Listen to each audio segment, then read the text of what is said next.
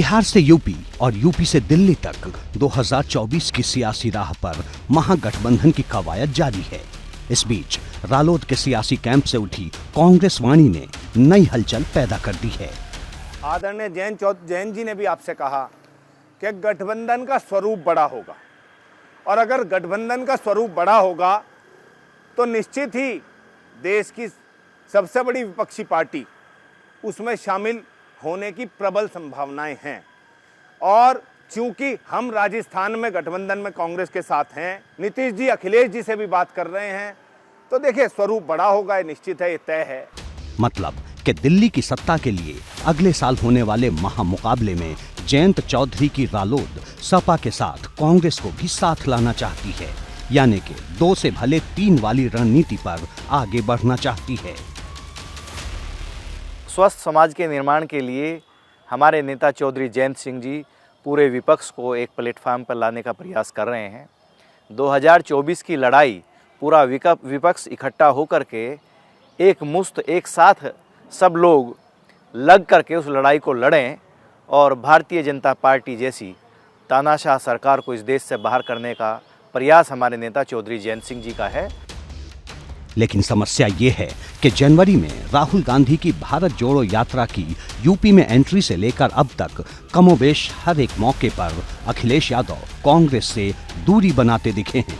कई बार कांग्रेस और भाजपा की नीतियों को एक बता चुके हैं, जबकि रालोद के नेता न सिर्फ भारत जोड़ो यात्रा में शामिल हुए थे, बल्कि कर्नाटक में कांग्रेस की सिद्धारमैया सरकार के शपथ ग्रहण समारोह में भी जयंत चौधरी ने शिरकत की। एक तथ्य ये भी है कि राजस्थान में रालोद और कांग्रेस के बीच गठबंधन है।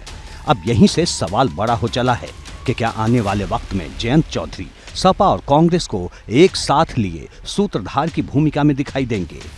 ऐसा लगता है कि जयंत चौधरी अपने विकल्प खुला रखना चाहते हैं, यानी कि एक तरफ तो उन्होंने प्रदेश के चुनाव के लिए समाजवादी पार्टी के साथ गठबंधन किया है, जिसको वो निभा भी रहे हैं बखूबी, लेकिन दूसरी ओर एक अलग पार्टी होने के नाते अपना एक स्वतंत्र निर्णय वो लेना चाहते हैं, अगर समाजवादी पार्टी के अलावा किसी और पार्टी से वे मिलना चाहें। संदेश और संकेत बिल्कुल साफ है कि यूपी में निकाय चुनाव के बाद सियासी समीकरण काफी हद तक बदल चुके हैं।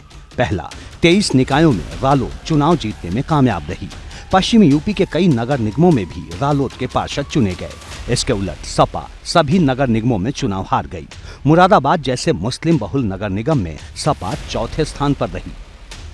दूसरा, मुस्लिम बहुल इलाकों में कांग्रेस की स्थिति में काफी हद तक मजबूती आई है।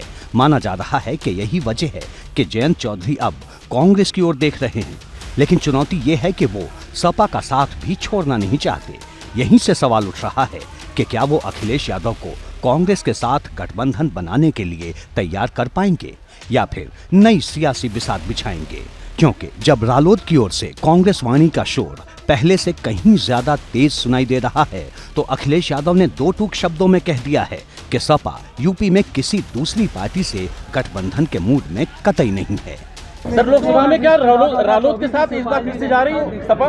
देखिए, जो गठबंधन हमारा है वो गठबंधन आगे भी रहेगा। हमारे नेता समाजवादी पार्टी के राष्ट्रीय अध्यक्ष माननीय अखिलेश यादव जी ने इस बात को प्रेस के भाइयों के माध्यम से लगातार बात कहा है कि समाजवादी पार्टी उत्तर प्रदेश में जिनके साथ गठबंधन है उनके अलावा कोई नया गठबंधन नहीं करेगी। ये बात माननीय अखिलेश यादव जी ने कई बार दोहराया कि जिन दलों से हमारा गठबंधन है उनके अलावा अब हम कोई नया गठबंधन नहीं करेंगे। साफ है कि अखिलेश यादव ने कांग्रेस के साथ गठबंधन पर एक तरह से पूर्ण विराम लगा दिया है, लेकिन बात सिर्फ इतनी भर नहीं है। सपा के राष्ट्रीय महासचिव रामगोपाल यादव की प्रतिक्रिया गठबंधन को लेकर बिल्कुल अलग है। क्या माने कि जो है 2024 के लिए आप लोग कांग्रेस समेत तमाम सारे दलों के साथ गठबंधन के लिए आगे जाएंगे? अब इसका समय आने दीजिए। जनता की इच्छा के खिलाफ कोई जा नहीं सकता, कोई भी पार्टी हो। समाजवादी कैंप से निकली यही वो एकमात्र प्रतिक्रिया है जो इस बात का संकेत है कि आने वाले वक्त में समाजवादी पार्टी अपना स्टैंड बदल भी सकती है। हालांकि भाजपा सांसद लक्ष्मीकांत वाजपेयी का दावा है कि इस बात की संभावना कम ही है। माननीय अखिलेश यादव जी का एक अनुभव है एक चुनाव में अखिलेश जी और माननीय राहुल जी दोनों साथ साथ चले थे और एक स्लोगन प्रचारित हुआ था कि जनता को ये जोड़ी पसंद है। चुनाव निपटा और जोड़ी भी जुदा होकर अलग अलग रास्ते पर चली गई।